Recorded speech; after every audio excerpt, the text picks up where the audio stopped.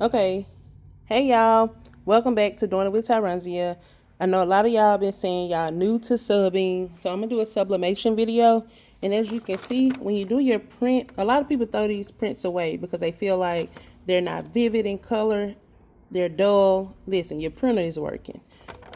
It's gonna be dull on your print.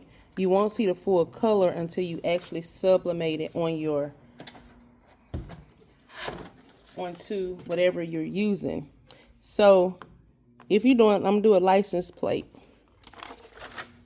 So if you're doing a license plate, usually it's gonna have like a clear protective sheet over it, and that's just so we can protect it. Because if this get scratched up, once you do your print on it, your print is gonna have a scratch through it. So they usually put like a clear film on top of it so that it won't get scratched up. Struggling to say that word, y'all. So what you'll do is you'll lay your print down. You lay your print down. Then you'll just lay your item on top of it. You want to make sure it's straight, centered, right? Then you want to tape it down. Because sometimes when you flip it over, it'll move. So you want to make sure it's taped down good.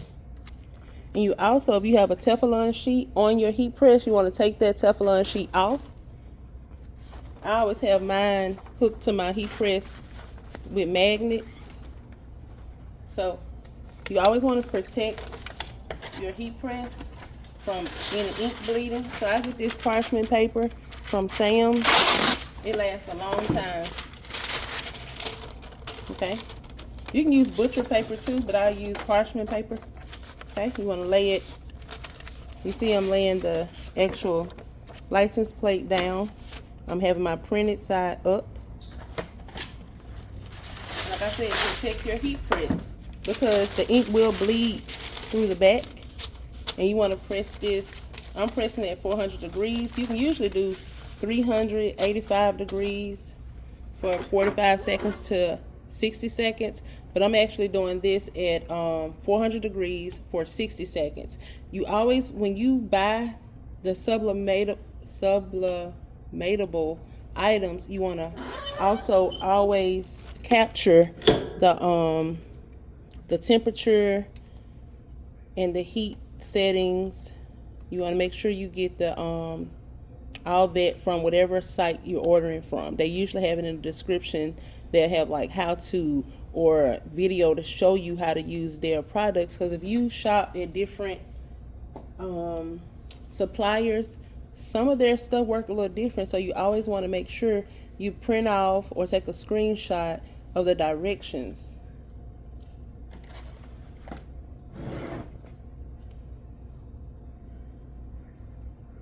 Yeah, this will be the longest minute ever. The longest 60 seconds of your life.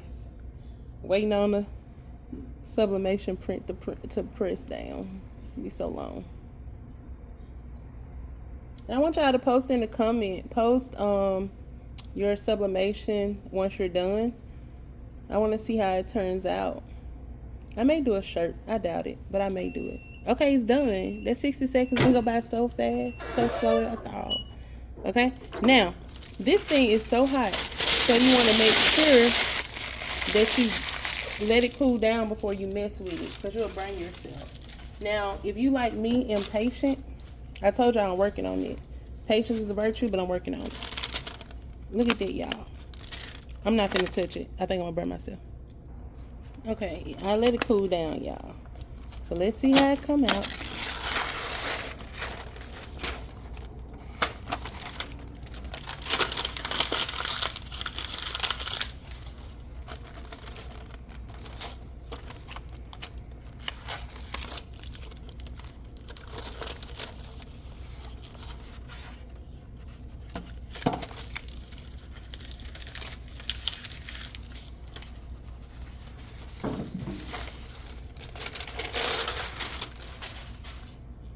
Y'all see that? See how vivid it is? See how vivid it is? Oh, look at that tape off of it, huh? You see how vivid that is? That's ready to sell.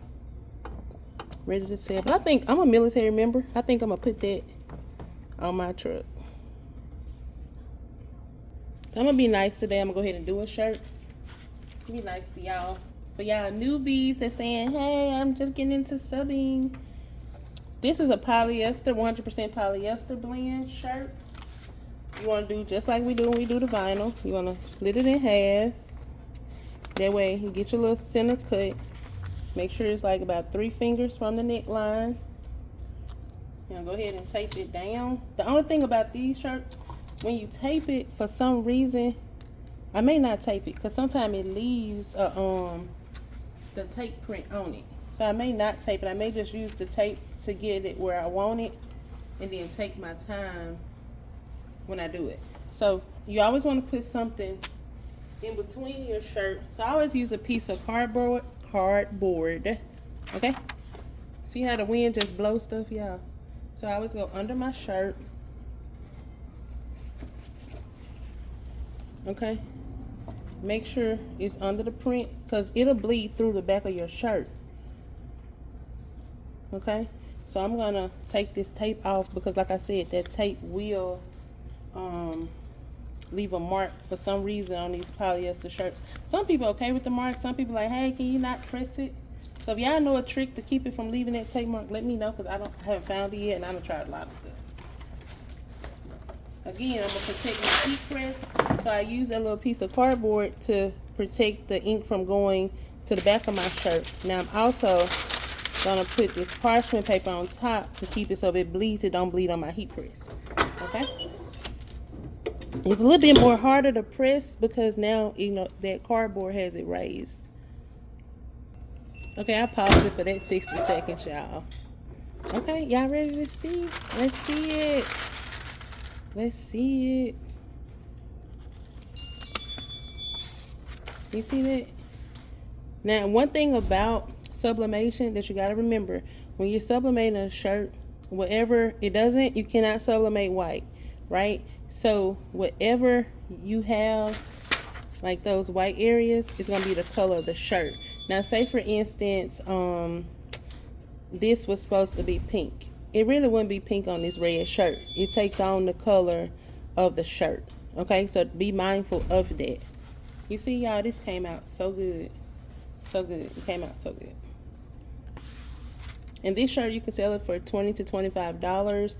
When you're doing your pricing, you know, always remember the shirt may be $5, right? If you print yourself, you got to take into account of your time, your ink.